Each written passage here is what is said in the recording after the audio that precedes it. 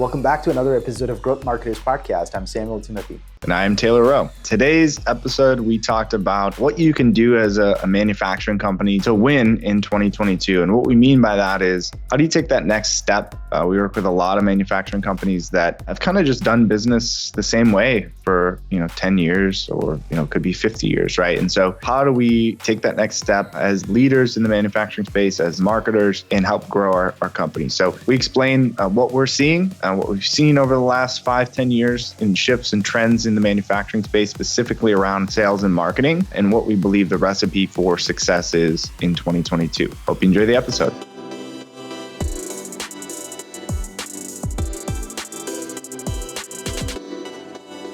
So Taylor, I know we're obviously coming into a new year. Every organization is very actively looking for how they can improve their overall business. We're seeing a lot of observations just by looking at the companies, mostly the ones that are actually failing and also the ones that are really succeeding. There are some trends that we're seeing, and obviously there are some conclusions that we can make from those. So we want to use this opportunity to kind of touch on those topics today for our podcast. Absolutely. And we work with a ton of manufacturing companies. And we notice a lot of trends in the companies that are maybe not doing so well. I don't want to say failing, but in the companies that are really struggling to take that next step in their business, especially as technology evolves and buyers evolve. And then trends that we notice in companies that are really dominating and winning and separating themselves from the field. So I guess let's start with the bad, right? What are the issues that manufacturing companies face in 2022 when it comes to investing into marketing? I would say the number one thing is, more of a perspective issue or like a mindset. And most companies don't even actually talk about that as a challenge. Most of the time, I'm pretty sure you hear a lot about supply chains or, worker shortage or skilled resources or renewable resources, whatever all those things are, could be things that people may bring up. But I think from my perspective, and at least from seeing or having talked with a lot of manufacturing leaders, the overall perspective of how they look at the business and the marketing is a big challenge. Sure. I mean, I agree with you. Obviously, not to say those other issues aren't real issues, but obviously we live in the world of marketing and sales, right? So from that standpoint, you're right. There's a mentality that these manufacturing companies, a lot of times, not all manufacturing companies, but the ones that are struggling, they have this mentality as very old school kind of mentality. This is the way that we do it because it's the way that business has always been done. We've been in business for 50 years, 100 years. And when you talk to them about, what makes them successful, how do they get new clients, where does their growth come from? It's almost always around their product, their customer service. We have the best equipment, the best machinery. We are open 24/7. We have 3 shifts so we can, produce more and have faster turnaround times. We have higher quality materials. We have higher standards. We have more ISO certifications, right? Everything is about that. And that's great. There's nothing wrong with that, but that's the way that most of those businesses have gone about it. You need someone who has ISO whatever certification.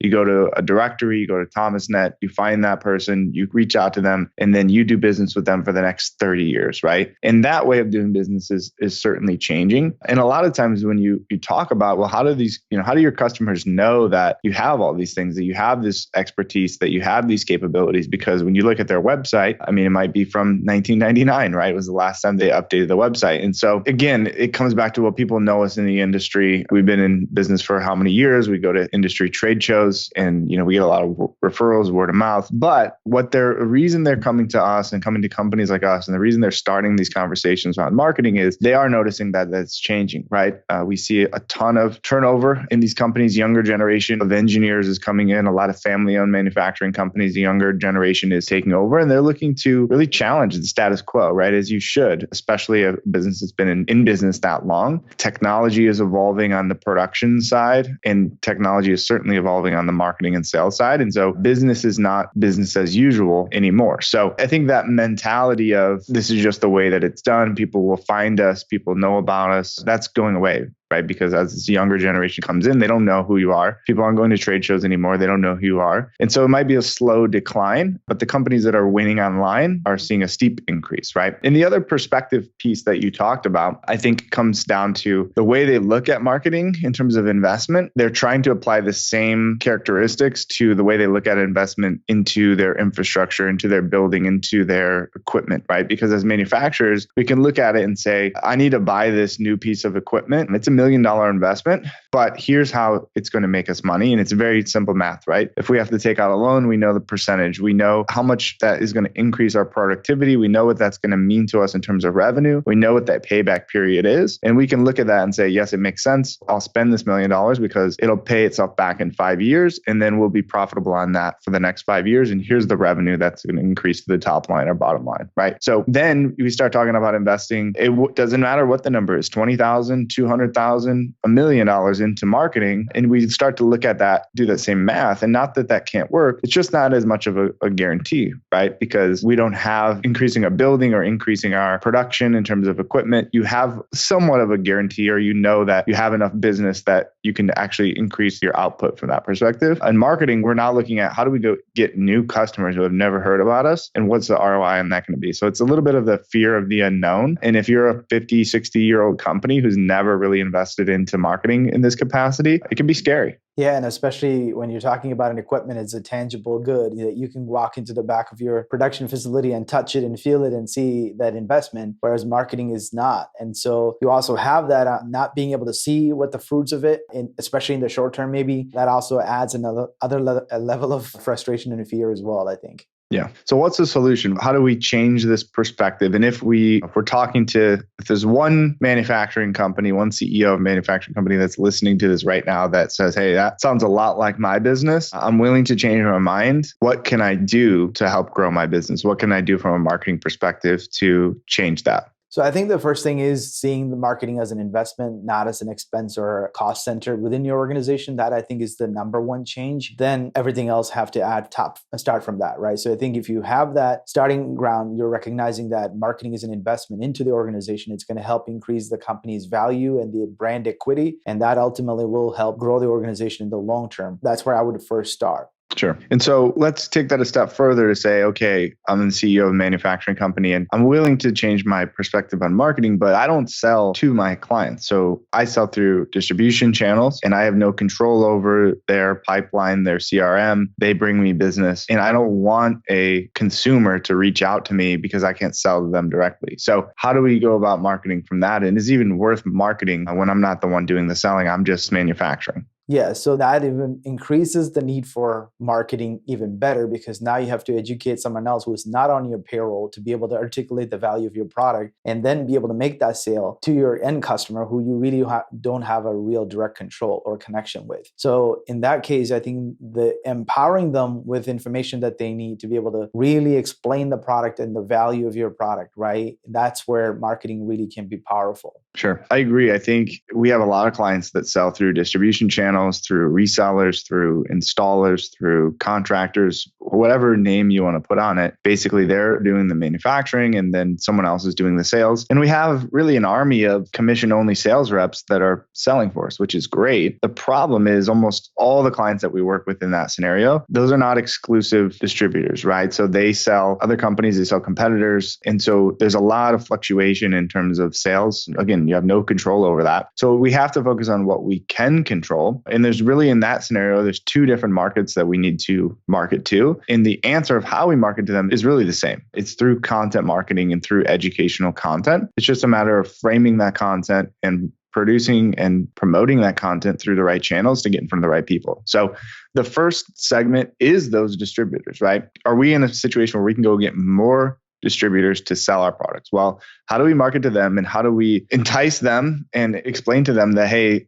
by partnering with us, by selling our product, here's what is the benefit to your business, right? Here's how we can, make you the hero, so to speak. Then there's the other distributors that are already our distributors. And this is kind of what is, being referred to as like through channel marketing, meaning how do we market to our actual distributors, educate them, and most importantly, empower them to sell on our behalf, right? The more information we can give them, the more brand affinity that we can build, have them feel very proud to represent our brand, our product, our company, and sell that, the better chance that we're going to have of them selling our product versus a competitor, right? So marketing into those existing accounts, so to speak, because that's a one-to-many sale, right? If we have, again, commission-only sales reps, you have to look at that as this is a blessing, right? Because a lot of companies don't have that. And they have to pay their sales reps a base salary and then commission on top of that. And they have to invest a lot into that. So these people are independent, business owners. They're hitting the ground, whether they sell $1 million worth of business in a month or they sell nothing, they're still working the same amount, right? And so the more you can educate them, and it's the same content, right? So if you have 50 distributors or 1,000 distributors, you're creating content once, educational content, and you're marketing to them and empowering them, right? So that's one market that you have to focus on. And then there's the other side, which the companies that are really winning have embraced this. The companies that are a little bit hesitant to market to the end customer, the ones that I think are going to be overrun in 2022 and beyond. So what we're proposing, right, and what we see, again, the companies that are doing really well is even if you don't sell to that end customer, you need to market to them. You need to educate them and you need to build demand. Right. So they're the one going to be using the product. They're the ones that's buying it, whether this is a piece of equipment, machinery. It doesn't matter if it's something that's used for homeowners. If you're manufacturing cabinets or you're manufacturing countertops or flooring solutions, or it really doesn't matter. Yes, if I'm a manufacturer who only sells flooring solutions through distributors and contractors and installers, you don't want, somebody calling in and saying, hey, I have a 1,200 square foot home and I need some flooring, right? Like that's not what you want. But you need to get that person to want to use your brand, right? So you need to educate on best practices, on pros and cons, on comparisons, anything that end customer is going to consider throughout their path to purchase, throughout their buyer's journey. Everything from when they first start thinking about making that purchase, through the consideration phase, through the decision-making phase, you want to be the one to educate them. And by doing that, you build, again, that affinity towards that brand. When they do reach out to that distributor to make that purchase, they're going to ask for your brand specifically. And that's really all we can hope for as marketers and as manufacturers, is that whoever is going to use our product, whoever's selling our product, they're fully educated on our capabilities, on the quality, on everything that we have to offer, and that we're in the running when it goes to make their decision. Yeah, and when you talked about those two audience, and I was thinking, especially imagine that being in the shoes of that distributor or the installer or the contractor, right? If you can give them more resources to make their life easier, to be able to go walk into a prospect and actually present a solution, and then you gave him everything that he needs to be able to make that sale, he's more likely to actually promote your product than an alternative. And I think a lot of times we go cheap in that area, right? We think, oh, okay, well, they don't necessarily need anything, they just need some samples and some product brochures. But you want to figure out how can you educate them, maybe whether it be video training or content marketing to him with specific information about the pros and cons, like you said, right? To how to be able to differentiate our product versus an alternative, cheaper option, and the guarantees and the warranties and all of those things that you need to be able to make him explain to his end customer. That makes him be more likely to present our product to the end customer.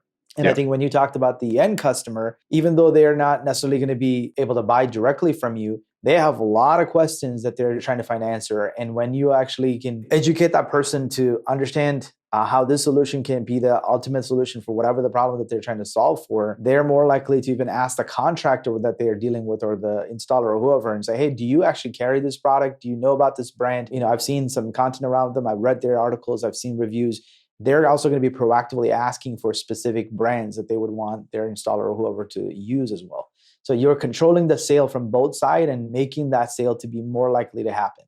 Yep. And I would say this applies to all, we're talking about a scenario where basically you manufacture something that's a completed product, you sell it through to a distributor or, through a distributor to an end customer. Obviously, we also have a lot of manufacturing companies that sell components and pieces that fit into the ultimate product, tier 2, tier 3, suppliers, manufacturers, those kind of things. So I think in those scenarios, this also applies because then your audience, your end customer, so to speak, is typically, an engineer or somebody that's highly technical. And as you mentioned, there's a lot of questions. And so that audience, especially this younger generation of engineers, they're not looking at a product catalog and, making a purchase, right? Like doing a lot of research, they're watching videos, they want to be innovative, they want to challenge again the status quo. And so what you need to do really is turn your website and your web properties into a publication for your industry, right? You have videos, you have infographics, comparison charts, calculators, whatever that may be. ultimately any sort of content that's going to provide value to your audience is going to help you win at the end of the day. And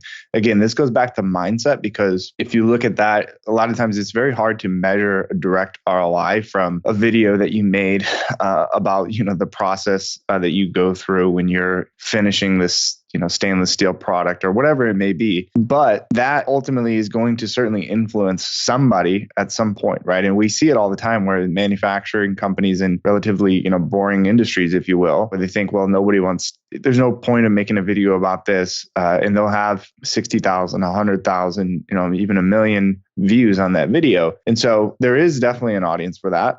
Is it hard to measure that, how many of those 50,000 people actually made a purchase from us? How much revenue do we generate? Yes, it's hard. It is hard to measure, but it's that compounding effect of continuing to create content and building some sort of a gravitational pull essentially around your website and your web properties and around your brand. That's what we talk about when we say building brand or building brand affinity. It's not your logo. It's not, running a commercial. It's not slapping your name on billboards. It's at scale, educating your audience and having them think of you as a thought leader, as an industry leader, having them the next time they're interested in learning something about that industry or about that process, coming directly to your website because they really enjoyed what you put together on the subject, the previous time. So that's the type of effort and content that it takes to make a difference in manufacturing. We're not talking about, hey, just go out and run some Google ads or write a blog post each week or post pictures of your office Christmas party on Facebook. Like, that's not what we're talking about. We're talking about true valuable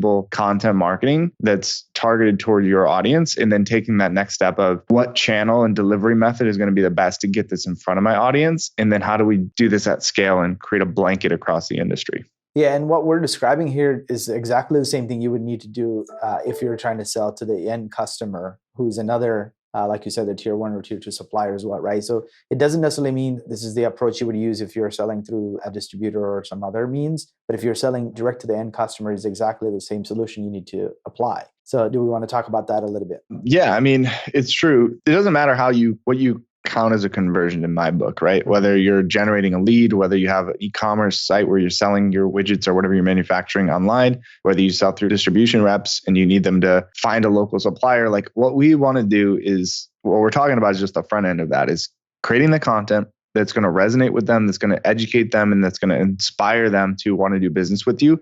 Not necessarily right now. Maybe they're not in the market right now. Maybe we know in the manufacturing space, it could be 6 months, could be 2 years before they end up making a purchase, but we need to continue to stay in front of them along the way. And then just what you have to do from a user experience perspective on the website is then define how you want that purchase path to look like, right? Are they buying directly from us on the website? Can we create a retailer wholesale login where they go in and make a purchase? Is it just general e-commerce? Do they contact us and we connect them with the salesperson? Do we have somebody internally that when they fill out the form, they sit there and go through every application and then hand them off to the right distributor? Do we just have a list of distributors on our website and then let them filter by region and then go to the proper distributor? That part doesn't necessarily matter. It's a matter of how do we get that visibility, which is where I see a lot of companies falling flat. Most companies right now have some sort of process when somebody reaches out to them, whether they sell directly or not. If someone does find their website, they reach out, they know, well, we don't sell directly. So we listen to what they're looking for and then we give them to the distributor, or we send them an email and tell them where to go buy. I think as you increase the visibility and the leads, you really need to perfect that process, because it's not going to be as casual as just taking a phone call and deciding on the spot who you're going to send that lead to. But that's a secondary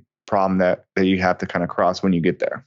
Yeah. So one of the questions that I have is essentially someone who's listening to this, who might be a senior leader, right? Who's trying to figure out, well, this all sounds really good in theory, but where do we get started and how do we actually execute something like this?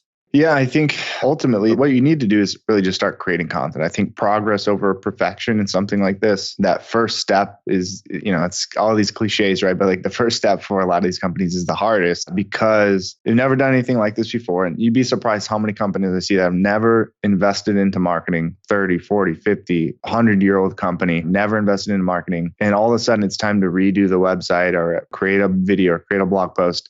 And now we're going to become perfectionists, right? It's going to take us 6 months to get a piece of content out. When again, never done anything like this before. Like literally, maybe no one is going to see this video, this first video that you create. 6 months is not the time, is not the speed and the velocity that we need to operate with, right? So for me, it's just find something that you can start creating content about and then learn and improve from there. So if the first step and the easiest step for you is start writing blog posts, then start writing blog posts. Is your first blog post going to be good? No, probably not. Is your first podcast going to be good? No, probably not. I think we're 100 episodes in. Maybe we're just figuring it out, right? So, but just starting somewhere and starting creating that content. In terms of where you get that content from, again, really literally answer the questions that your customers are going to have. If you don't know, if you're a new hire in the marketing department, or even if you're the CEO and you don't necessarily know what questions people are going to have, talk to your sales reps, right? Talk to those distributors. Find out who your top distributors are. Go give them a call and ask them, like, what are the top 10 questions you get from the end customers? What are they interested in? What are they curious about? And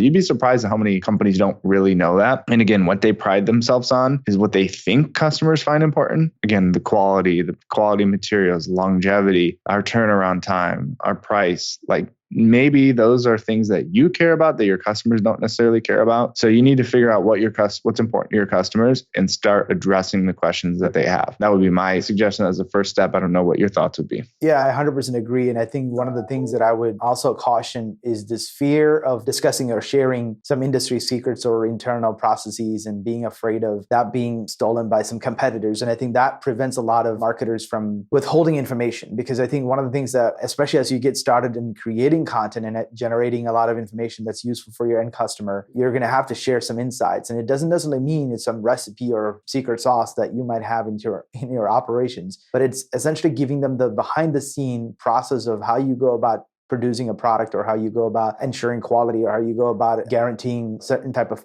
production timing, or whatever those things are. You need to start giving those things in your content and sharing those insights, because that's also going to help your end customer to be able to choose you over some other options. Sure. I 100% agree. I think the world we live in today, there's not really a such thing as an intellectual property anymore. I feel like, you have the internet, you can figure anything out. You can reverse engineer just about anything. People are too smart. There's too much information. And if your competitive advantage is that easy to steal and to copy, then it's not really a competitive advantage, right? So you need to be transparent. You need to explain what you do, why you do it better, how you do it better. And if anything, what's going to happen is people are going to steal it. If they think that's a better business model, better process, they're going to steal that anyway. What you're going to do over time is that you're going to have all these copycats, but you're going to be the one educating. And then now your brand and the loyalty to your brand is going to become your competitive advantage, right? Look at all the giant companies that are out there. You can look at auto manufacturers, you can look at even Apple and Android, and you can look at whatever equipment. And there's always going to be, well, we're the more expensive brand, but we do X, Y, and Z. The cheaper brand doesn't last as long, this and that.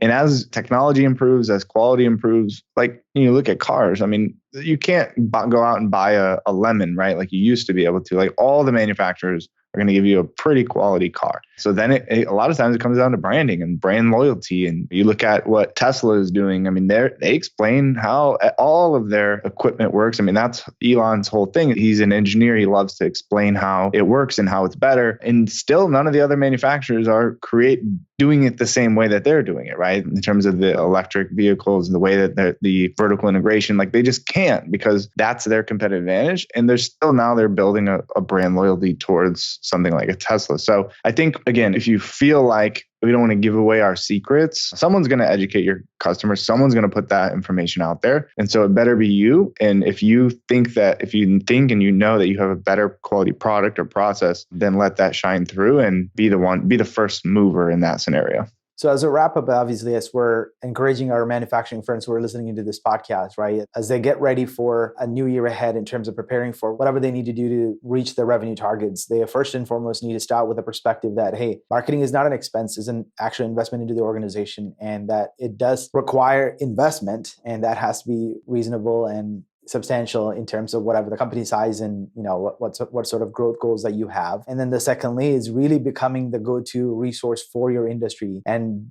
whether you sell directly to your end customer or selling it through distribution channels, you still need to become a go-to resource, providing a lot of insights and knowledge and expertise that your end customers can actually use to make a purchase decision, or empowering your resellers to be able to use that resource, right? That training and resources to be able to make your product to be the most appealing offer to the end customer. And then the last thing is essentially just coming to the realization that nothing is secret anymore, right? And without worrying too much about the perfection, or without caring too much about, your competitors really consuming all of your insights and then going and replicating what you may have internally, really being an open book and providing a lot of insights on how things are being made and manufactured internally, and the process and the quality assurance and all of those things that you take it for granted, preach it to the masses. Because at the end of the day, if they're able to gather that information before they actually have to talk to the sales rep, they're much more informed and educated to be able to make a decision and a conversation with your sales rep. Love it. Yeah, absolutely. All right. Well, hopefully you guys enjoyed the episode. Please, if you did, give us a like, subscribe to the podcast wherever you're listening, share it with a friend, share it with a colleague, a CEO of a manufacturing company that you know that maybe is a little bit behind the times, trying to change their mind, change their opinion. Send them this podcast. Come back next week for a new episode.